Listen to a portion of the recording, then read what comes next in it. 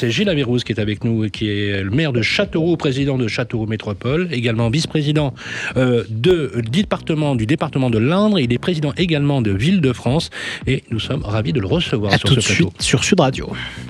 Sud Radio, parlons IMO, Sylvain Lévy-Valency. Votre rendez-vous 100% immobilier sur Sud Radio, comme tous les samedis, avec Sylvain Lévy-Valency et son invité. Absolument. Bonjour Gilles Averrouz. Bonjour. Merci d'être avec nous, vous le savez. Parlons IMO, Radio IMO et Sud Radio. Nous aimons les maires de France.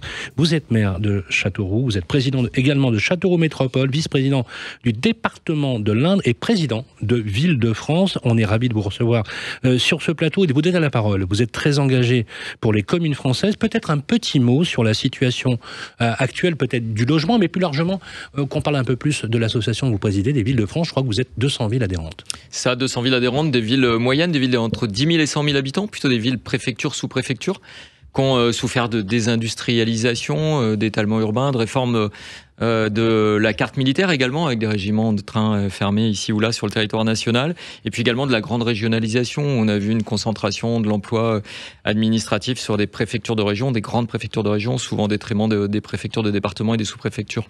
Alors souvent on a l'impression, vous savez, que les villes de France, on a les grandes métropoles qui aspirent finalement toute la richesse, l'industrie, l'emploi, les grands bassins, et on voit des migrations effectivement de villes moyennes qui se dépeuplent un peu. Est-ce qu'à Châteauroux, vous vivez la même situation, en sachant que vous n'avez pas été épargné à Châteauroux, vous aviez connu cette période où il y avait les régiments, l'armée dans les années 60, et ensuite il y a eu un départ brusque. Est-ce que aujourd'hui vous considérez que des villes comme la vôtre sont les challengers, les villes outsiders de demain ? Oui, complètement. Alors la situation est différente entre les villes et les régions dans lesquelles elles se situent. Celles qui sont sur le littoral, qui connaissent un dynamisme touristique, économique, évidemment, sont sur une tendance haussière, j'allais dire naturelle, et toutes les autres qui sont sur le nord, l'est, le grand centre de la France ont connu une déprise qui a perduré, mais qui aujourd'hui constitue plutôt un atout, parce qu'on est des territoires sur lesquels on a du foncier de disponible, et vous savez qu'avec le zéro artificialisation net, le foncier sera vraiment une problématique de développement des métropoles. Donc ça, c'est une chance pour les villes moyennes de reconquérir de l'emploi à travers la réindustrialisation du pays, et j'allais dire par capillarité, de pouvoir irriguer l'ensemble du territoire, y compris la ruralité.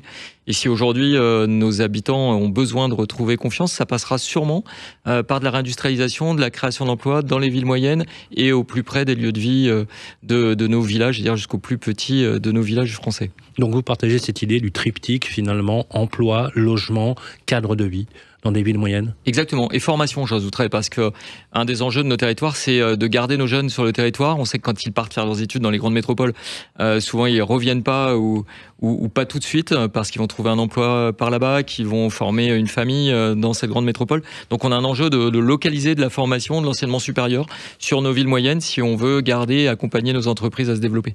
Gilles Averrouz, vous incarnez finalement cette génération d'élus locaux très aimés des Français. Vous êtes très engagé pour les communes françaises, puisque vous présidez Ville-de-France. La situation, vous la connaissez, elle est dramatique pour le logement. Alors, elle est assez disparate, bien évidemment, c'est pas aussi tendu dans certaines régions. Quel constat vous faites, justement, sur finalement, ce désastre des politiques publiques menées, alors pas que par Emmanuel Macron et ses 4 gouvernements successifs, mais cette tendance à vous ôter, à vous rogner les ailes avec les leviers de croissance que vous aviez, les dotations qui ont fondu littéralement, et pourtant des administrés qui ne cessent de vous demander, à vous les maires de France, du logement. On a une double problématique aujourd'hui, c'est-à-dire qu'on peut très difficilement accéder à la propriété. Le coût de la construction a fortement augmenté. L'accès au prêt s'est fortement était rendu très très difficile. La hausse des taux d'intérêt fait qu'aujourd'hui il y a peu de foyers qui peuvent, notamment parmi les plus populaires, qui peuvent accéder à l'emprunt et donc acheter une maison ou un appartement. À côté de ça, on a tous ceux qui sont dans le parc social qui peuvent pas en sortir pour les mêmes raisons, parce qu'ils peuvent pas louer quelque chose de supérieur ou acheter une maison, ce qui fait que ceux qui devraient rentrer dans le parc social rentrent pas. Donc nous, ce qu'on dit aujourd'hui, c'est que la politique nationale elle démontre ses limites et son inefficacité, et on souhaite pour les intercommunalités volontaires qu'on puisse avoir les leviers en matière de logement. On pense que si on décentralisait le logement auprès des intercommunalités qui veulent s'en charger, on pourrait aller plus vite, plus rapidement et plus efficacement. Il faut des moyens, mais aujourd'hui, on pourrait, si le gouvernement le souhaitait, faire mieux que ce qu'on fait avec la politique nationale menée de manière uniforme sur tout le territoire. Alors vous le savez, en tant que maire, vous êtes les élus les plus proches des Français et ceux qui êtes les plus appréciés. Et pourtant, on a vraiment l'impression que vous êtes malmenés. Si on devait vous demander à vous, maire de la ville de Châteauroux et également maire de l'Association des villes de France, c'est quoi les premières préoccupations que vous rencontrez sur le terrain très concrètement, tous les jours ? Très concrètement, les gens ont peur en fait au quotidien. On est dans une France qui a vieilli. On a les seniors qui ont peur pour eux, pour leur avenir et pour leurs enfants. On a aussi les jeunes qui ont peur pour des questions de sécurité, des questions liées aussi à l'immigration. Il ne faut pas qu'il y ait de sujets tabous et il faut traiter toutes les problématiques. C'est plus l'emploi, la préoccupation, c'est un peu l'avenir de son foyer. Et ça, pour les villes moyennes que nous sommes, c'est plutôt quelque chose sur lequel on peut influer de manière positive. C'est-à-dire que imaginez vivre dans une ville moyenne où les choses sont plus accessibles, où le transport urbain sur nos agglomérations est plutôt bien organisé. C'est des choix de vie qui peuvent séduire. Voilà. Donc on a cette opportunité aujourd'hui de pouvoir capter des populations qui viennent de plus grands ensembles, où les choses sont peut-être plus difficiles, où la sécurité est plus prégnante. En contrepartie, il faut que le gouvernement nous donne les moyens et qu'on sorte du tropisme toute métropole, j'allais dire toutes aux métropoles. On a connu des grandes annonces pour les grands ensembles urbains et peu pour les villes moyennes. Même encore quand le président annonce la création de RER métropolitains, mais bien sûr. C'est pas pour les villes moyennes. Voilà. Vous avez cette impression d'être finalement un peu délaissé, d'être un peu la variable d'ajustement du pouvoir un peu central qui se jacobinise ? Oui, on a ce sentiment de ne pas être dans les radars.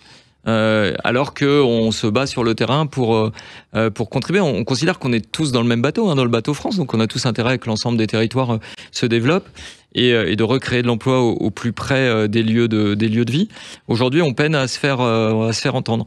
La ruralité aussi, même si le gouvernement a donné des signes forts envers la ruralité, on a l'impression qu'entre la ruralité et les grandes métropoles, les villes, peut-être hormis le dispositif Action Cœur de Ville, et encore on pourra en parler, sont plutôt les oubliés alors qu'elles devraient être la colonne vertébrale de la reconstruction, alors la construction du pays. Vous me permettez de faire cette transition, effectivement. Premier gouvernement avec Édouard Philippe, Jacques Mézard, ministre de la Cohésion des Territoires, sort un projet qui s'appelle le projet Action Cœur de Ville. C'est le cœur de ville qui ont perdu énormément d'attractivité. Je vais vous demander quelle est votre analyse sur cette question et surtout comment, parce qu'il faut trouver des solutions, comment on peut lutter contre ce phénomène. Et la problématique de ces cœurs de ville, justement, c'est la gestion et la régénération de l'habitat ancien.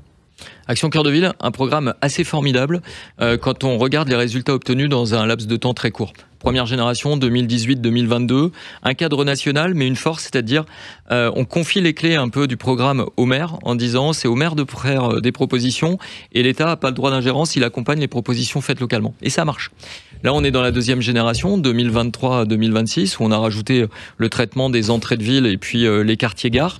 Avec une problématique sur le logement et effectivement cet enjeu de ramener de la population au centre-ville. Pourquoi ? Parce que le chiffre d'affaires d'un commerçant de centre-ville, à 40%, c'est fait par les habitants qui résident dans ce centre-ville. Donc si vous n'avez pas d'habitants dans le centre-ville, forcément la viabilité du commerce, elle est plus fragile. Aujourd'hui, ce qu'on dit au gouvernement, c'est qu'il faut aller plus loin parce que depuis décembre dernier, jusqu'à Noël, les choses allaient plutôt bien. La période des fêtes s'est bien passée, mais depuis 6 mois, il y a vraiment une chute de la consommation très forte et il y a besoin d'aider nos commerçants, notamment dans la modernisation de leurs cellules commerciales, dans la modernisation de leurs vitrines, de leur système de chauffage. Voilà. Il faut vraiment venir en aide à nos commerçants et le plus rapidement possible. Alors avec Ville de France, justement, vous avez fait des propositions en mars dernier à Guillaume Kasbarian, qui venait prendre ses fonctions, pour donner aux élus locaux les moyens d'agir concrètement en faveur du logement et bien sûr de l'habitat.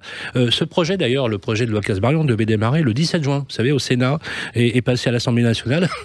Il y a juste un problème, c'est que l'Assemblée nationale a été dissoute et tout est en stand-by. C'est quoi votre position sur ce sujet? Et je voudrais compléter la question. Est-ce que vous y croyez, vous, à la transformation des logements justement en bureaux, qui avait d'ailleurs aussi attiré votre attention, et vous le savez, puisque la presse s'en est emparée, le Front Populaire, le nouveau Front Populaire, veut abroger la loi Kasbarian, et le ministre du Logement, d'ailleurs, à cet égard, avait déclaré que c'était réautorisé le squat. Votre avis sur ces questions? Alors notre position, elle est claire. Dès la nouvelle Assemblée installée le 18 juillet, il faudra s'atteler au logement parce que les politiques de logement sont toujours des politiques longues à mettre en œuvre. Donc il faut le démarrer le plus rapidement possible. La question des délais est une question primordiale. Nous, on dit qu'il faut accélérer les procédures. C'est-à-dire il ne faut plus parler de procédures qui s'enchaînent, mais il faut parler de date de livraison. Il faut que sur une opération immobilière, on s'engage sur une date de livraison, comme on a fait pour les Jeux Olympiques. La date des Jeux Olympiques, elle était impérative, le village olympique, il fallait le livrer avant. Eh bien, pour les opérations immobilières, opération par opération, à partir, on va pas dire maison par maison, mais immeuble par immeuble, il faut contractualiser entre l'État et les collectivités pour s'engager sur un timing d'instruction. Il faut réduire les délais de recours à 1 mois sur les actes administratifs, rendre obligatoire aussi une médiation entre celui qui contesterait une opération et le promoteur aussi dans un délai d'1 mois. Voilà, il faut gagner du temps parce qu'on sait que le temps c'est de l'argent et que plus vous livrez rapidement, c'est ce que vous feriez vous, si vous arrivez aux affaires. C'est ce qu'on ferait. Moi j'irais plus loin. On nous a demandé aux élus de faire ce qu'on appelle des zones d'accélération des énergies renouvelables où on a dû parcelle par parcelle sur nos territoires déterminer là où on a implanté des parcs solaires, là où on allait implanter des méthaniseurs. Il faut faire la même chose sur le logement. Il faut nous demander quelles sont les parcelles sur lesquelles on peut s'engager à construire dans un délai rapide. Si on veut faire un choc d'offres, il faut passer par là. Il faut vraiment faire une politique la plus territorialisée possible. Et ça, on y est favorable. Sur votre question de la proposition du Front populaire, de remettre en cause la loi Kasbarian, ce sera une grave erreur. Aujourd'hui, on a besoin de rassurer les propriétaires. On a besoin d'investisseurs. Plus vous allez mettre en danger ces investisseurs et ces propriétaires, moins vous aurez de construction de logements. Et on rappelle que la loi Kasbarian, c'est celle qu'on avait surnommée la loi anti-squat et dont le Front populaire veut manifestement l'abrogation en cas de victoire aux élections législatives. Merci Gilles Averrousse. Je rappelle que vous êtes le maire de Châteauroux. Merci d'être venu sur le plateau de Parlons Immo.